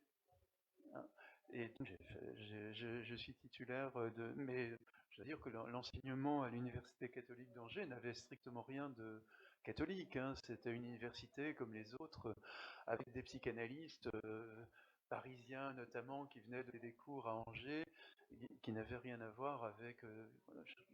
J'ai enseigné d'ailleurs moi-même à un moment donné à l'Université catholique à Angers, mais mes cours étaient des cours de sociologie absolument classiques. Voilà. Donc, je suis un lecteur quand même des théologiens parce qu'ils m'apprennent énormément de choses, évidemment sur le corps, sur le rapport à la mort, sur l'accompagnement des mourants, etc. Et très souvent dans les débats éthiques, et je suis énormément mobilisé évidemment par les débats éthiques, on a des collègues qui sont plutôt des théologiens, voilà, qui sont issus de différentes traditions religieuses, et tout ça évidemment me passionne parce que les théologiens pour moi renvoient à une certaine vision du monde, une certaine vision du corps, un rapport à Dieu éventuellement, mais tout ça m'intéresse évidemment.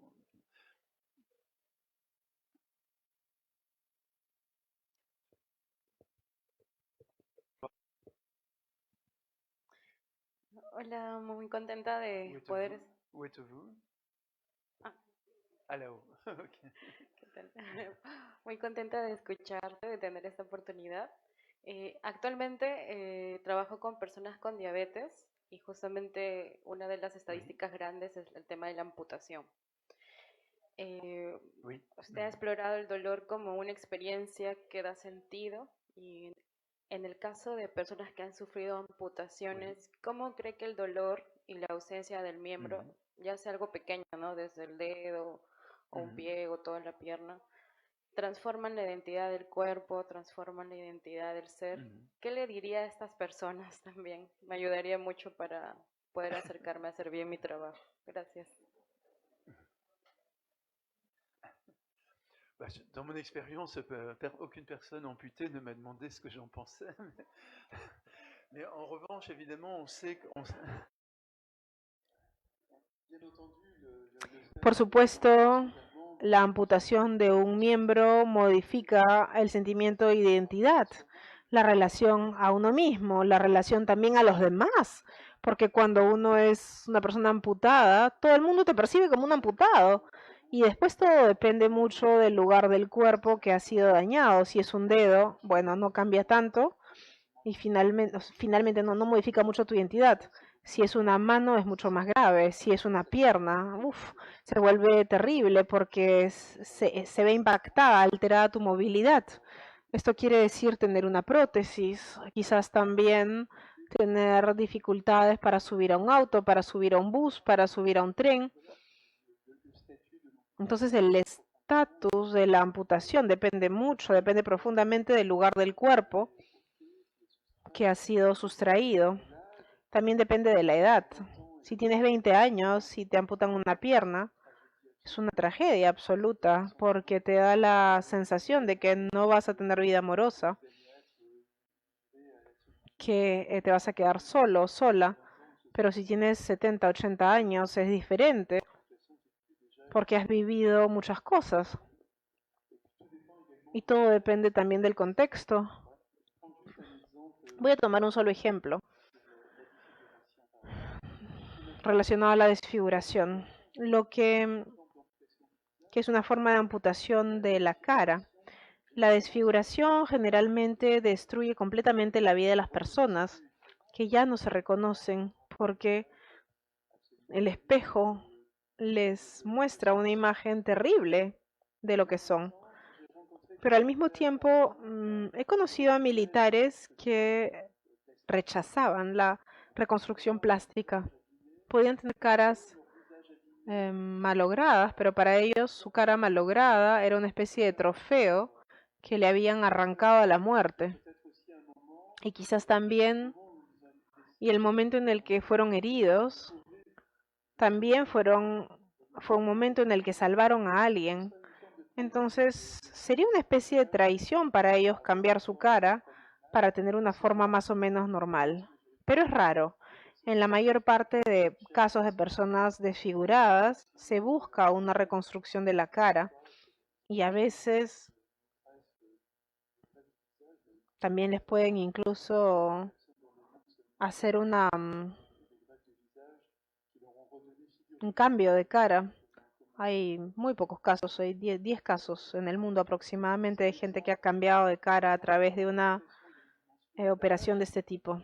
Entonces, en la amputación tiene que ver con la edad, con la generación, con el lugar del cuerpo. También está la dimensión del contexto, en qué contexto se ha dado. La amputación de una pierna después de un atentado va a ser vivida de forma terrible. El sentimiento de injusticia, de horror, porque yo, en otros contextos, puede ser un poco diferente. Si sobrevives a un accidente de avión con una amputación, quizás dices, bueno, pero estoy vivo. Después de un atentado es difícil decirse eso porque tienes un sentimiento de horror absoluto de haber vivido algo tan feo como eso. Entonces hay muchos elementos que hay que tomar en consideración desde un punto de vista sociológico, psicológico, estético, el lugar del cuerpo que está malogrado, la cara, la mano, un brazo, una pierna, las dos piernas.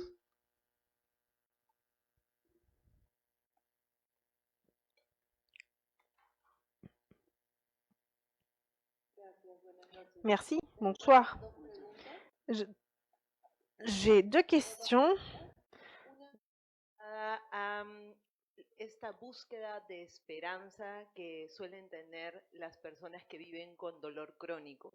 Usualmente la esperanza de estas personas siempre está anclada en la solución al dolor, ¿no? En dejar de sentir dolor, y las investigaciones o los libros, publicaciones, al menos a los que yo he podido tener acceso, tienen que ver justo con eso, con historias de personas que lograron solucionar o eliminar el dolor con un conjunto de terapias de diverso tipo que miran al ser humano de manera integral y tratan de darle esperanza desde lograr la ausencia de dolor. Entonces, no sé si en sus investigaciones usted ha podido ver casos en donde aún sin encontrar una solución, aún sin poder vivir sin dolor, hay una esperanza.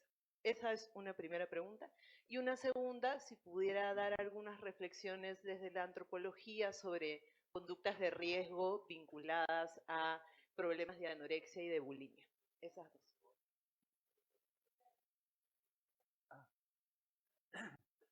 Alors, donc l'élimination, le désir que la douleur soit soulagée.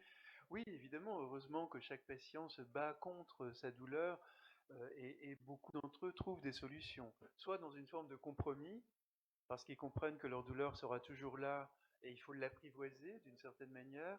Et généralement, ils apprennent progressivement des techniques antalgiques, par exemple, hein, de se tenir d'une certaine manière, de dormir à certains moments, d'anticiper sur la venue de la douleur. Voilà. J'ai pas eu le temps de développer tout ça évidemment, mais on recourt énormément à l'hypnose, par exemple. Hein, l'hypnose pour moi est un outil vraiment royal de prise en charge, de soulagement de la douleur. De plus en plus utilisé dans le monde entier aujourd'hui. J'ai vu d'ailleurs, je l'ai vu apparaître à Strasbourg ces dernières. En Estrasburgo, estos últimos años. Mucho tiempo la hipnosis se rechazó como una especie de técnica estúpida, pero en realidad tiene una eficacia prodigiosa. Se puede incluso parir con una analgesia psíquica, sintiendo el nacimiento del bebé y aliviando el dolor de esta forma. Entonces muchos pacientes recurren a la hipnoterapia. También está el yoga, que es una forma de movilizar todo el cuerpo y de reconquistar una forma de salud. La caminata, que también he mencionado, otros van a montar bicicleta, qué sé yo. En todo caso, las actividades físicas son muy importantes en el manejo del dolor y también la búsqueda de soluciones, el encontrar soluciones de forma personalizada. Muchas personas con dolencias crónicas encuentran formas de seguir viviendo y de satisfacer su existencia. Y acerca de la anorexia, no tenemos mucho tiempo de hablar de esto. En la salud pública tiene que ver con las conductas de riesgo y muy relacionadas a género. Las conductas de riesgo de los chicos son muy diferentes a las conductas de riesgo de las chicas y los trastornos alimentarios se encuentran mucho más en el lado de las chicas y a veces en el lado de los chicos, pero chicos más bien atípicos. La anorexia es una especie de huelga de la existencia, chicas que no se reconocen en el mundo que las rodea, que muchas de ellas buscan una especie de neutralidad del cuerpo, un cuerpo neutro, un cuerpo que ya no es un cuerpo de mujer, un cuerpo que no es un cuerpo de hombre, es otro cuerpo. Habría que inventar una palabra para designar este cuerpo tan delgado de las anoréxicas que han perdido el gusto por la vida. Y estoy empleando el término gusto a propósito, porque es muy revelador. Muchas veces hay un vínculo entre el apetito por la vida y el apetito por la comida. Cuando pierdes todo apetito, estás en duelo, te sientes mal. Muchas anoréxicas han perdido el apetito porque no tienen apetito por la vida. Y una de las formas de reencontrarse, una de las salidas posibles de la anorexia, es reencontrar el gusto por la vida de forma general. Pero aquí no tengo tiempo para desarrollar realmente este punto. Pero sí forma parte de los sufrimientos adolescentes y una reacción a un entorno doloroso, difícil.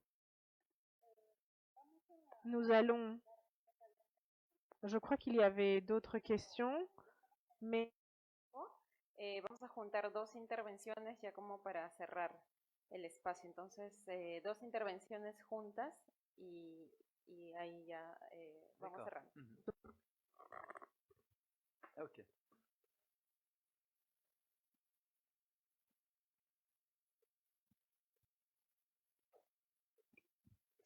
Hola, ¿qué tal? Un gusto escucharlo.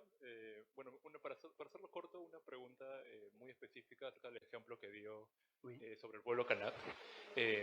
Mi pregunta es cómo este tipo de poblaciones indígenas perciben la introducción de conceptos que son ajenos a ellas.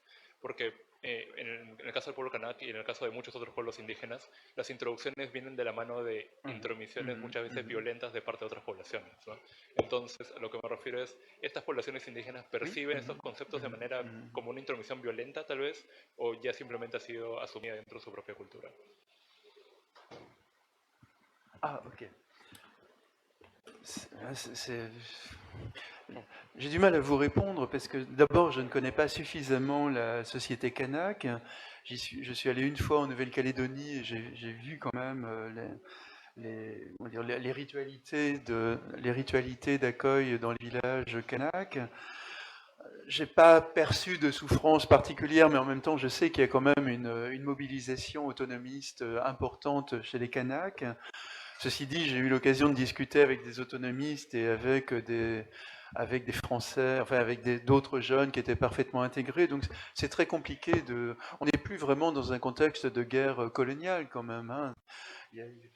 D'ailleurs, à l'université de Strasbourg, on a eu des étudiants venus de Kanaki, venus de Nouvelle-Calédonie en tous les cas, donc, et qui suivaient les cours de sociologie pour... Para ellos no se sentían en desacuerdo, no se sentían traicionados. Entonces, para mí es complicado poder responder en este sentido. Pero al inicio, por supuesto, estuvo la confrontación con una visión del mundo que no era la suya y que puede haberle sido impuesta de forma violenta. No conozco suficiente la historia de Nueva Caledonia para saber si se les impuso a los Kanak de forma violenta, brutal, creencias católicas u otras. No sabría responder. Pero en otras sociedades sí, claro, se les impuso creencias con violencia.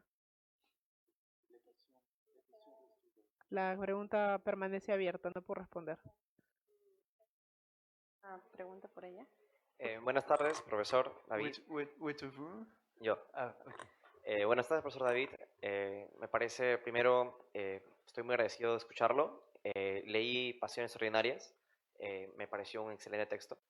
Y mi pregunta iba principalmente a la mención sobre la cara, sobre el rostro, que mencionó usted que había tanta importancia respecto al rostro hasta el siglo XV, cuando se empiezan a hacer los retratos en lo que es Occidente. Sin embargo, se me vino a la mente una comparación acá en el Perú. Por ejemplo, en el Perú, en la costa norte, en el siglo II al IV existió una cultura llamada la cultura moche, quienes utilizaron la cerámica para crear huacos retratos de las caras de las personas de manera muy fidedigna a la realidad, ¿no? Yo siento que podríamos hacer una comparación entre lo que es el rostro y la antropología del cuerpo vista de una manera diferente a lo que es Occidente, porque entre el siglo XV y el siglo II al IV hay mucha diferencia. Y otra cuestión es que los moche no solo retrataban a los gobernantes, sino también a la cotidianidad propia de pues, la época. Ah, d'accord. Oui, non, vous avez raison d'introduire ces éléments. Je n'ai pas eu le temps de nuancer mon propos, mais on a quand même quelques portraits, des sculptures notamment de la Grèce antique ou des Romains, mais c'était plutôt des sculptures d'empereurs ou de notables, etc. Donc, là où une société... tout dépend du statut finalement de l'individu dans la société. Et là, sans doute, dans la culture moche, que je ne connais pas du tout, il y avait sans doute des éléments d'individualisation qui se mêlaient à la collectivité et qui faisaient que sans doute il y avait le désir, en effet, de marquer le visage, de marquer la singularité, même d'hommes ordinaires, alors que dans nos traditions, enfin, dans la Grèce et dans la Rome antique, c'était plutôt vraiment des notables. Hein, on n'avait pas du tout l'idée de représenter n'importe qui comme ça. Par contre, c'était au début du... oui, non, j'ai perdu le nom de... Mais je pensais à une population du début du XXe siècle aussi, mais là du côté de l'Italie, avec les Étrusques, si ma mémoire est bonne, où il y avait aussi des portraits absolument extraordinaires, des visages, c'est très, très, très émouvant, même des sculptures d'ailleurs. Je me rappelle du musée étrusque à Rome, vous avez le portrait d'époux, un homme et une femme, un couple qui se regardent, c'est absolument magnifique, pour l'éternité d'une certaine manière. Il y a d'ailleurs un écrivain espagnol, c'est San Pedro, si ma mémoire est bonne, ça s'appelle le sourire étrusque, je crois bien. Bon, je ne sais plus. En tous les cas, ça, je me rappelle d'avoir lu ce livre qui interroge justement ces visages qui ont plusieurs siècles, bien avant la Renaissance, effectivement. Et je me rappelle de la description par San Pedro de la visite d'un vieux paysan sicilien qui regarde ses époux, ce couple, et qui est bouleversé par une très, très belle image de San Pedro. Voilà, donc, mais vous avez raison, il y a des sociétés qui ont donné un certain statut au visage parce qu'il y avait un certain statut des individus, même à l'intérieur de la communauté. Bueno, muchas gracias de verdad a todos. Muchas gracias a David por esta charla inaugural y bastante rica de intercambio. Quisiera invitarlos a también venir a este auditorio, a la conferencia que también tendrá David mañana sobre su última publicación, El fin de la conversación. También agradecer a las personas que nos han estado siguiendo en línea y en la sala de grados y invitarlos a ahora ir ordenadamente a compartir un coffee break y a las 7:30 habrá un momento de firma de libros con David y fotografías para quienes deseen acercarse. Muchas gracias nuevamente y le damos por cerrado. Merci. Merci à toutes et à tous. Merci.